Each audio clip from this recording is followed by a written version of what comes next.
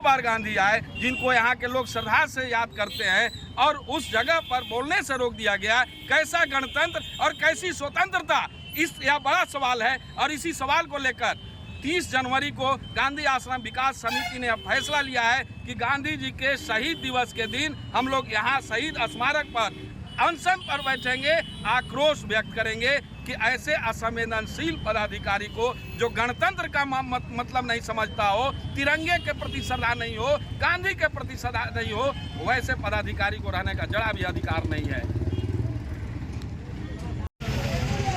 Sir आप बताएं, आज जो गांधी आश्रम में हम लोगों का गणतंत्र दिवस का कार्यक्रम था, उसमें सभी लोग आक्रोशित हो गए, वहां से चले आए नाराज होकर। इसका क्या कारण? तो बहुत पहले से जी, अगर देखा जाए तो भारतीय इतिहास में बहुत गौरवशाली इतिहास है। जो विक्रम में राष्ट्रपिता महात्मा गांधी आए, चंपारण में अगर राष्ट्रपिता महात्मा गांधी का आश्रम है तो विक्रम में भी है, यह दक्षिण में है, वह उत्तर में है।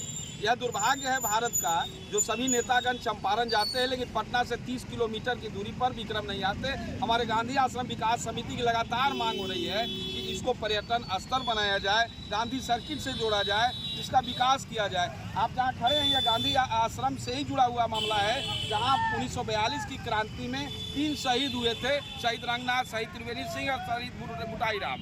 ये 3 लोगों के शहादत का स्थल है। इतना बड़ा यहाँ जयप्रकाश नारायण बचपन में रहे, लेकिन पता नहीं क्यों उपेक्षा है। लेकिन आज गणतंत्र दिवस है।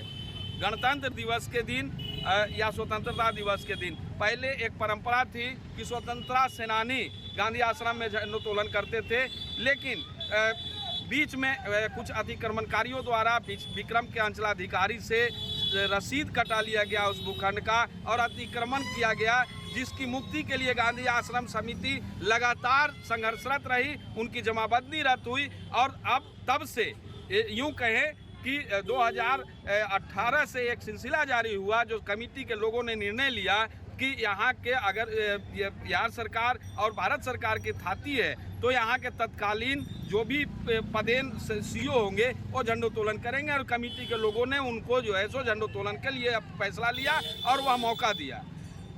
यह होता चला या 15 अगस्त और 26 जनवरी को झंडोत्तोलन सीओ करते हैं, लेकिन आज जो हुआ यह दुर्भाग्यपूर्ण है। क्या गणतंत्र दिवस को आम लोग, वह अंचलाधिकारी न तो गणतंत्र दिवस पर कुछ बोल पाए, न ही उन शहीदों को याद किया, न राष्ट्रपिता जिसका भूखंड पर हम कार्यक्रम कर रहे हैं उनके बारे में 2 शब्द बोला।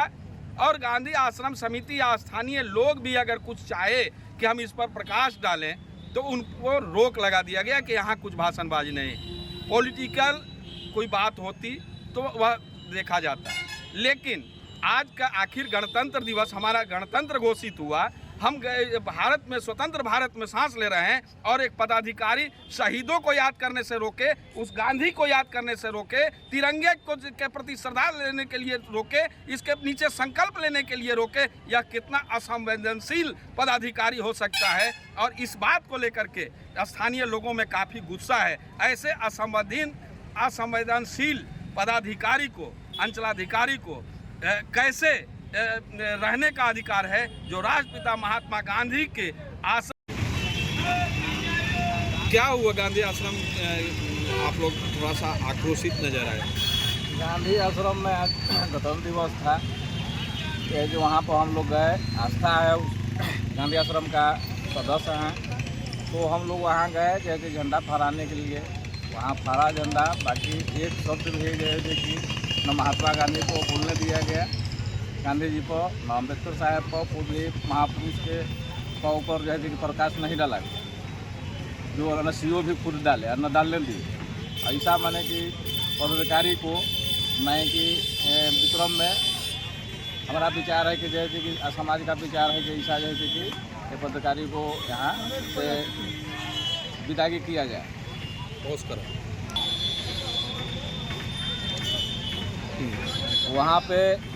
वहाँ पे बहुत सा ऐसा चीज़ है कि वहाँ क्षतिग्रस्त हो रहा है, वहाँ स्पेशल का अड्डा है, बहुत सा गलत चीज़ है जो हो रहा है, उसका रख रखाव बढ़िया ढंग से नहीं हो पा रहा है।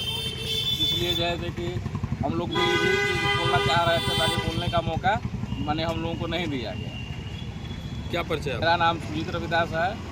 मैं गांधी समिति का आश्रम का समिति का सदस्य हूँ। गांधी आश्रम में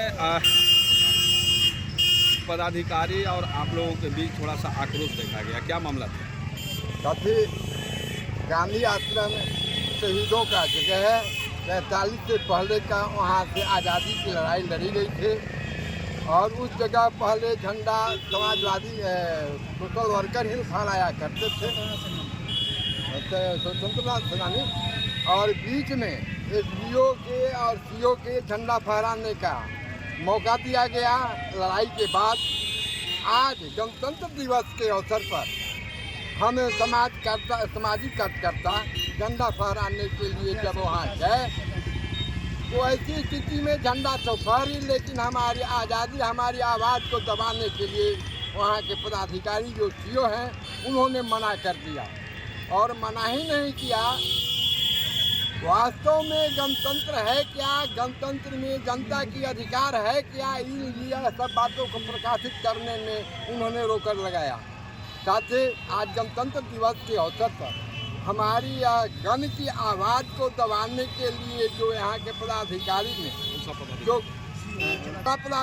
ने जो हम लोगों के साथ व्यवहार किया, हमारी स्वतंत्रता की हनन है।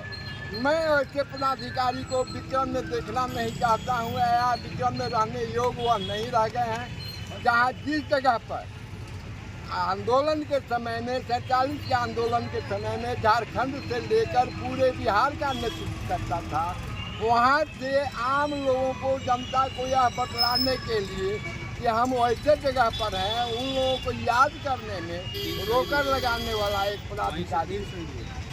आज जो शहीद चौक पर जो हम लोग खड़े हैं वहीं से आकर 3 शहीद भी हुए थे, वैसे लोगों को याद करने के लिए हम लोगों को बाधा उत्पन्न करा जो पदाधिकारी, वह बहुत दुख की विषय है। और जनतंत्र के समय में जन की आवाज़ को दबाने में अहम भूमिका यहाँ का सीओ का पदाधिकारी बना है। वैसी स्थिति में ऐसे पदाधिकारी को विक्रम बर्दाश्त नहीं करता है। जितना जल्द से जल्द हो सके ऐसे भ्रष्ट पदाधिकारी को हम लोगों के बीच हटाने, जिससे हमारी जनतंत्र बरकरार रहे। आपका परिचय सर? मेरा नाम ब्रजकिशोर तिवारी हुआ, गांधी आश्रम समिति का एक सदस्य और संपूर्ण क्रांति बिहार का एक सदस्य में ब्रजकिशोर तिवारी।